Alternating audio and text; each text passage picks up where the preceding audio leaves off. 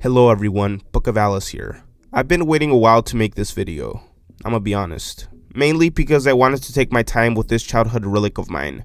I grew up not only on PBS Kids, but on PBS in general. As a kid, I didn't have access to cable television. I was the son of strict Christian immigrant parents. Don't judge. So this was the closest thing to a Cartoon Network I ever had. And let me tell you, it wasn't so disappointing with shows like Arthur and Maya and Miguel to keep me entertained. There were also the weirder shows, as well as other strange things related to this channel. So today, we will be going over these unique and interesting entries in the form of an iceberg. Consider subscribing and leaving a like as it helps support my small channel's content, or wait to see if you enjoy the video to the end. But without further ado, let's get into it.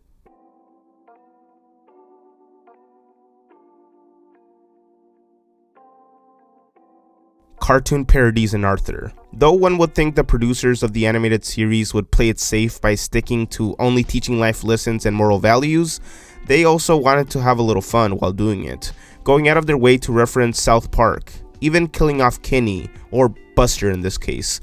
The aliens made an appearance as well, which made it even better. Beavis and Butthead were also referenced, as well as Cartoon Network's Dexter's Laboratory, which portrayed Brain as Dexter. Elmo's death threat. Damn, this one sounds rather menacing, but a Bay Area mother who bought her son a talking Elmo noticed that her son was saying something out of the ordinary. Trying to find the source, she remembered that recently she replaced the doll's batteries. When she squeezed it, the doll repeated, "Kill James," the name of her son, which was extremely unsettling. Take a look at this clip. Kill James? Kill James? That's right. The Elmo doll is saying, "Kill James." That's the name of the boy who owns the Elmo Knows Your Name doll. PBS Kids Mandela Effects. This is in reference to the Curious George and Berenstain Bears Mandela effects that have been beaten into the ground repeatedly. But here's a recap if you don't know. Basically, a large group of people remember that George had a tail in the PBS animated series, swinging around with it and getting into trouble. But it turns out that he never had a tail in the show, nor in the book series, creeping out tons of people. As for the Berenstain Bears, people remember their name being the Berenstein Bears, not the Berenstain Bears, how it actually is. Some reclaim to have residual evidence in the form of books of their quote-unquote original name. Parallel universes and other strange theories are used to justify this belief. Maya and Miguel culturally correct. Yes, Maya and Miguel was correct when depicting Mexican or Latino culture in general, speaking as a Latino myself. I mean, they mentioned tamales, they got the strong family connections,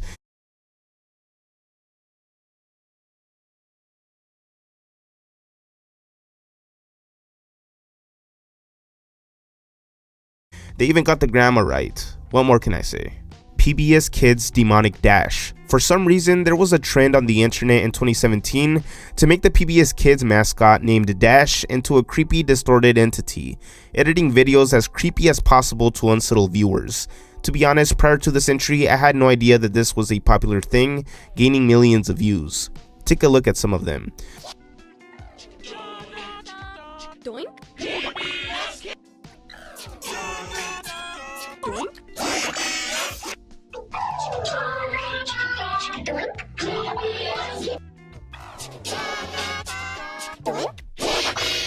It kinda gives off Learning with Pibby vibes if you know what I mean. The eeriness of JJ. JJ the Jet Plane was one of those shows that you didn't really watch on purpose. It started a creepy plane with a human-like face named JJ and his group of friends. As a kid, I remember this shit being on early in the morning while it was still dark out, and it's scaring the hell out of me. If this was a cartoon, I'd be less weirded out, but they chose to create it using CGI, adding that little spice of eeriness to it. But it's nothing compared to the original live action series, which used original model planes and these human characters. I mean, just look into these planes' eyes. It has no soul. And this one definitely has seen some shit. He's stressing out a little bit too much. Why the fuck you crying though? Anyways, I didn't grow up watching this regularly, but let me know if you did in the comments. Wildcrat's racism. According to the Wildcrats wiki, Cokie used to be voiced by Heather Bambrick, who was a white voice actress. However, in February of 2021, people on Twitter got angry at the lack of representation of people of color on the show. So as a result, Heather stepped down and Cybrin Rock, a black voice actress, stepped in to play her role. PBS Kids Play lost media. PBS Kids Play was an interactive gaming site that taught young kids from the ages of 3 to 6 reading, math, social studies, science, and more. The site was taken down on June 30th, 2015 due to it having obsolete technologies, meaning it used Adobe Flash Player most likely, which was phased out on tons of websites.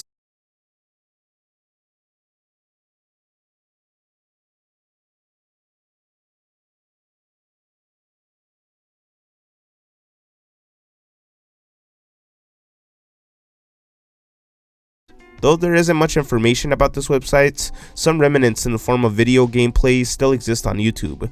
Other than that, it has completely vanished. Let's move on to the shallow waters. When we first opened the restaurant, there was no customer. DoorDash put me on the map. I love it.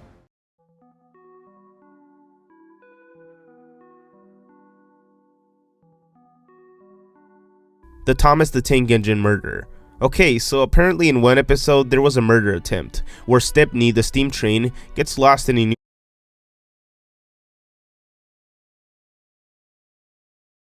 branch line where he hasn't gone before. Trying to navigate his way home, he accidentally enters the train graveyard, though it turns out it isn't an accident, as two unknown diesel engines pull up behind him,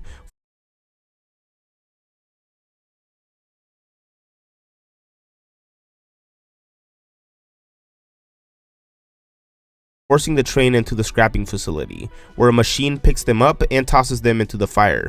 Luckily, he gets saved at the end, but for a PBS Kids show, this episode was still pretty dark.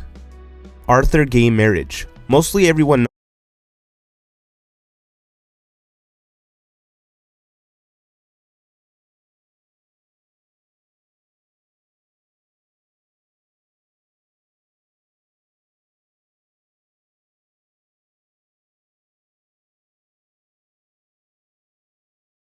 knows this by now, but for those who don't, there was an episode on Arthur that depicted Mr. Ratburn getting married to another man.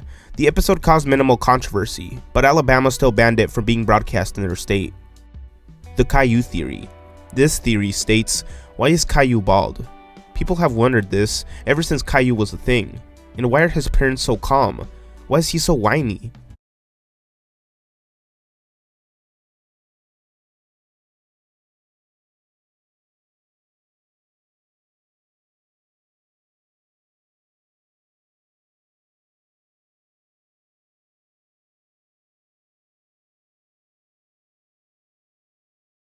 Either his parents are obsessed with his looks, or secretly abuse him by shaving his head.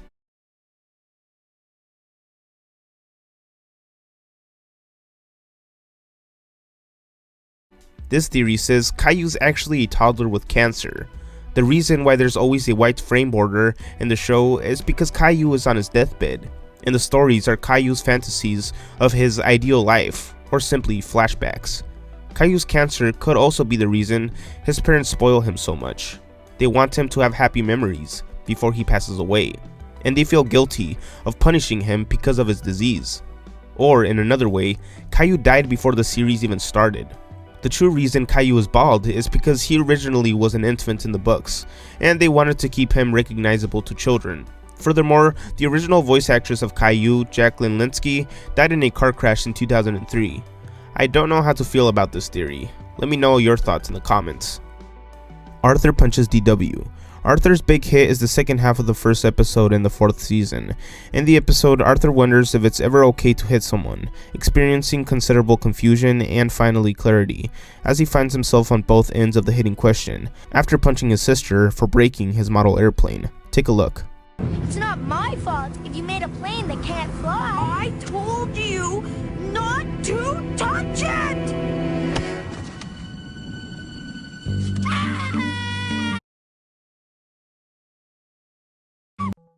Bert and Osama collaboration. Bert is Evil is the name of a parody website founded by Dino Ignacio on March 30th, 1997, which featured Bert memes, like this one. During a pro-Osama bin Laden protest, one I told Bert is Evil is the name of a parody website founded by Dino Ignacio on March 30th, 1997, which featured Bert memes, like this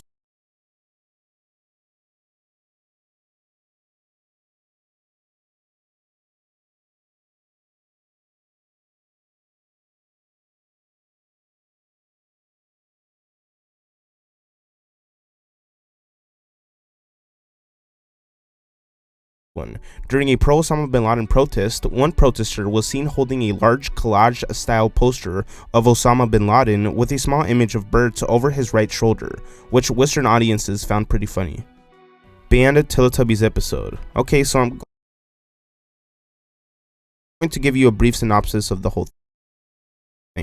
The original sketch was first aired in 1997 in the episode Seesaw. However, the sketch became controversial due to its scary and inappropriate appearance. The problems were the uncanny appearances of the characters, which were made of wood and had uncanny eyes, ears, and arms, and also appeared to move on their own. The scary voices, scary scenes, music, and the dialogue, such as the phrase, I'm the bear, and I'm coming," any scary voice, didn't help either. Therefore, a brand new edited sketch, which was also banned in other countries such as the United States, with non-scary nature, music, and humorous content,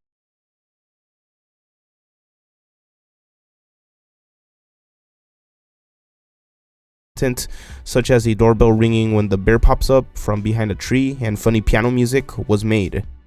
Classic bumpers. This entry is referencing the classic PBS bumpers that would play in between shows. Take a look at some of them.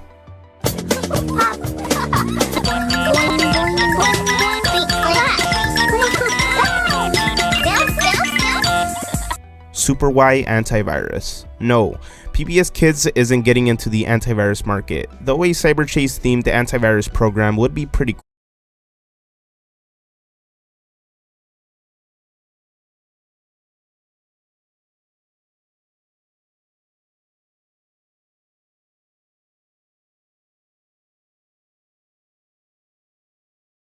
Looking, but this is in regards to an Indian antivirus software commercial that has a mascot that is a complete ripoff of the PBS Kids series Super Y.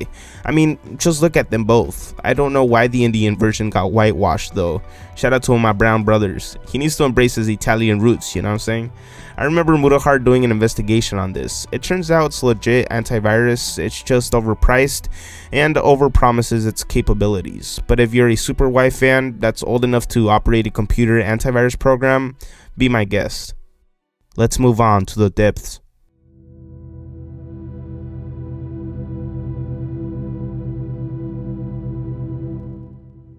Teletubbies gay controversy. During the late 90s, Reverend Jerry Farewell warned parents that the character named Tinky Winky from the Teletubby series was gay and was created to push the gay agenda. As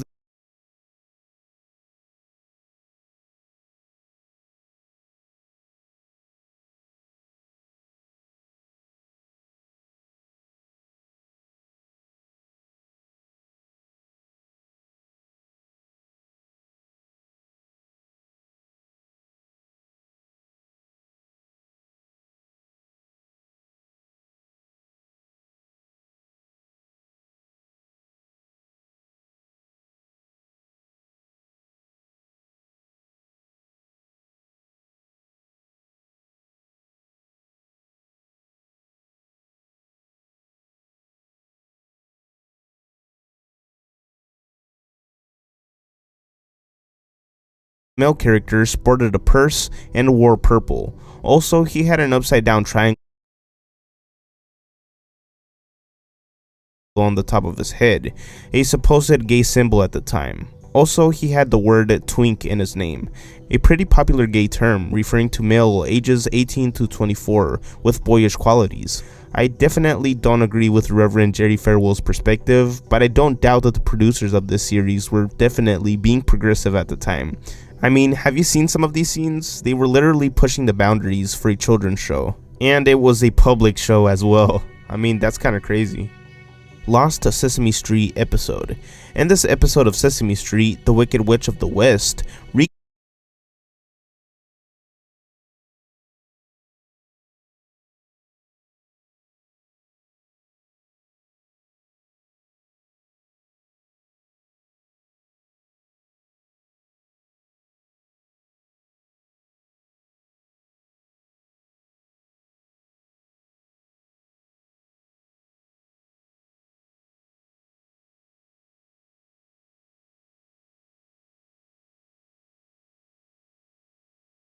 wreaks havoc on the street when she loses her flying broomstick. The episode prompted an unusual large amount of male responses from parents, almost entirely negative, within a short time frame. Typically, responses included parents concerned that their children were afraid and now refused to watch the show because of the witch. Though thought to be missing forever, many years later in November 2019, clips from the episode were screened at the Museum of the Moving Image as a part of the Jim Henson Legacy's Sesame Street Lost and Found event, where former head writer Norman Stiles and current Vice President of Education and Research Rosemary Torlugo discussed its educational and entertainment merits. Curious George racist allegory. Alright, this theory was not made by me, I just want to make that clear, but I think this Reddit post made by Kathmino captures what the theory is about, stating, just to be clear, this is strictly talking about the original story written by Margaret Ray and H.A. Ray. Curious George is about a guy going to Africa to kidnap a chimpanzee to take him to the city. The whole thing seems to be an allegory for how we treat African Americans in the United States in particular. White people kidnapped and enslaved Africans and were thought of as exotic and mischievous, being compared to monkeys in an obviously racist belief. Whenever the man with the yellow hat leaves George alone, he almost always gets into trouble because he's quote-unquote curious. This parallels the stereotype that black people are dumb and need constant supervision, the racist stereotype, which was used as an argument to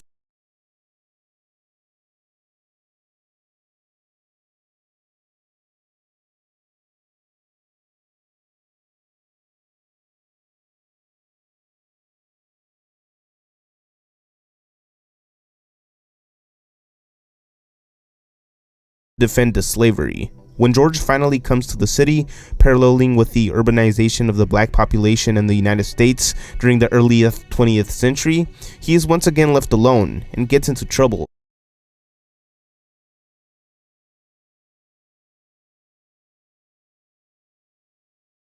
Was used as an century, he is once again left alone.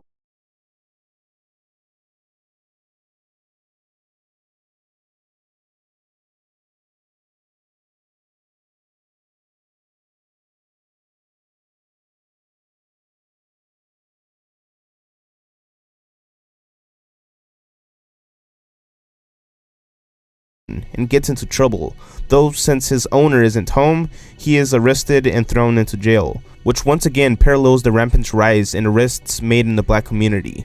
Once George escapes from the zoo and is found by the man in the yellow hat, George learns the errors of his ways and finds a new home in the zoo, a place secluded from the rest of society, where he is barred from the public.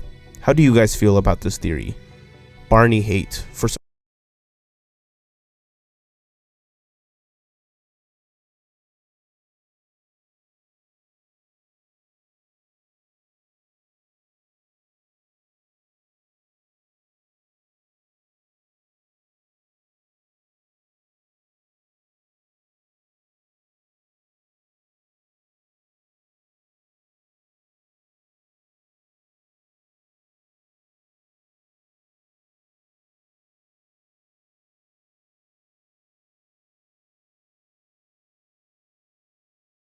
reason in the mid to late 2000s, there was an awful lot of Barney hate, from songs like this, I hate you, you hate me, let's get together and kill Barney with a big shotgun and shoot him in the head, then we'll check if he's dead. to videos like this. What do you want? I love you, you love... This is horrible.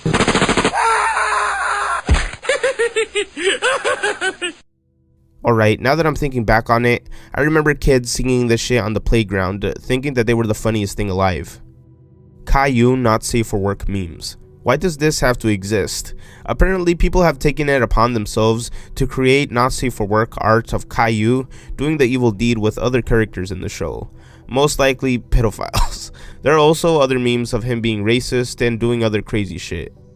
Postcards from Buster, the band episode. Postcards from Buster centers on Buster traveling to various places around North America, usually within the United States. This entry is specifically referencing the Vermont episode, which was heavily criticized before it even aired, due to the fact that the kid's parents were in a lesbian relationship. Buster even cracks a joke, stating, "Wow, that's a lot of moms." The episode was of course tame and did not differ much from the original series, but it was blocked from airing due to PBS, believing that it was best to leave it to the parents of the viewers to discuss such topics on their own time. At first, only clips and screenshots of the episode appeared online until the entire episode was posted onto YouTube, as well as appearing on DVD release by Cookie Jar.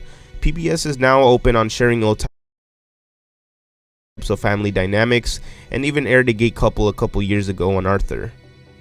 Booba. Booba is a British preschool television series created by Anne Wood and produced by Wood's company. According to Anne Wood, the show's visuals were inspired by scientific photographs of microscopic life and cell structures. The main characters, the Boobas, are atoms of energy who sleep in charging pads. Every episode follows the Boobas performing a dance routine where the audience is encouraged to participate. To me, the show looks more like what a person sees in a bad psychedelic trip. I mean, these little fuckers are scary. Cyberchase creepy scenes. Cyberchase was one of my favorite cartoons on the channel. From the art style to the intro theme song, it was all around a sci-fi vibe. I guess this is referencing the 3D animated series with Motherboard, or even the creepier scenes of the hacker and a 3D animated version of himself. To be honest, I wasn't all too creeped out by him, as my crush on Wicked balanced it all out. She was fine as fuck. Alright, I'm gonna stop now. Later. Creepy original rendition of Barney / lawsuits. The original Barney was terrifying.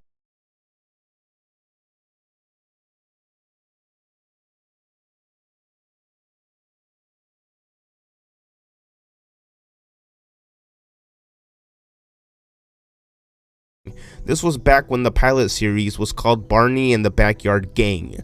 Barney definitely looked like he was ripping a set though. That dino was built like a tank, but this would have been terrifying to watch as a kid, I'm gonna be honest. The show's creators would also go on to face multiple lawsuits over the use of the song I Love You, You Love Me. Yeah, that hella popular one. Let's move on to The Abyss.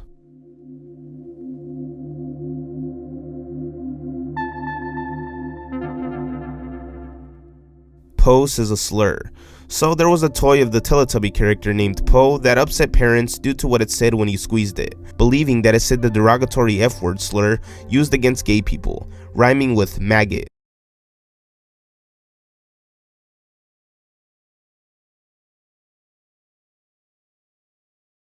I don't know about this one, but take a listen to see what it says and decide for yourself, I guess. To say I went through the whole cycle. Here it is. Oh.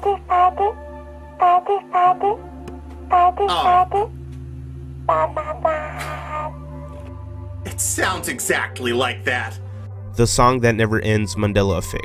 A version of the song known as The Song That Never Ends was used as the closing theme of Lamb Chop's Play Along, a 1992 televised puppet show on PBS. At the end of each episode, the puppets sing the verses of the song while the hostess, Sherry Lewis, who tragically passed away from cancer halfway through the series, would try in vain to stop them. Well, some people recall the famous line in the song differently, believing that it was the song that never ends, but it's actually the song that doesn't end, throwing off the rhythm of the tune, for some listeners who recall differently. There are also a few decade-old videos with the title being The Song That Never Ends, which completely contradicts the lyrics, which is rather intriguing to say the least. Kevin Clash, Elmo Puppeteer. Clash, most known for being the puppeteer for Elmo, was accused by multiple men of sexually abusing them over 10 years ago when they were teens. In November 2012, 23-year-old Sheldon Stiffens alleged that he had been in a sexual relationship with Clash that began when Stiffens was 16 years old. Sesame Street Workshop had initially been presented with the allegations in June, and its investigations found the allegations to be unsubstantiated. Clash acknowledged that he had been in a relationship with the accuser. However, he said the relationship was between two consenting adults.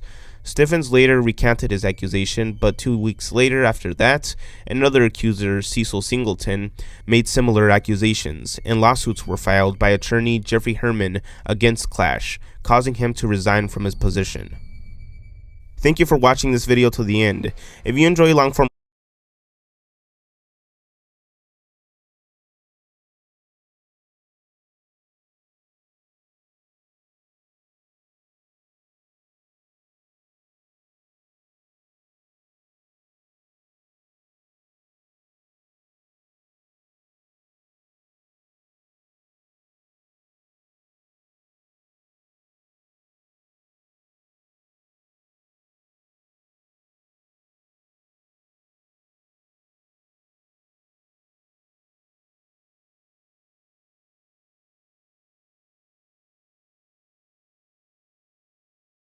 content like this, subscribe to the channel as it helps me out a lot, and consider watching my other Iceberg Explained videos as well. I cover tons of topics, so you're bound to find something you'll like. Other than that, I'll catch you later.